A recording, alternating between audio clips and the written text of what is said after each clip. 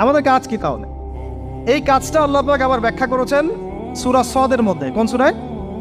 সূরা সদ। সদ নামে একটা সূরা আছে, সূরা ইয়াসিনের আগে পড়ে পাবেন। তো এখানে আল্লাহ পাক আরো একজন নবীকে তার খলিফা বলেছেন। সেই নবীর নাম দাউদ আলাইহিস সালাম।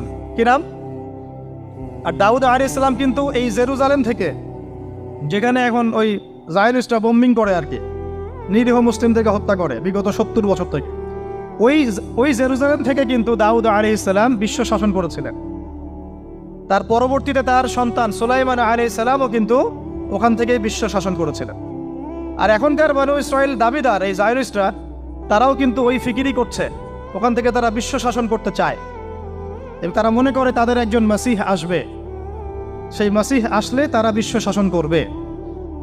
আমরা সেই মাসিহের নাম জানি মাসিহুদ দাজ্জাল। কি নাম?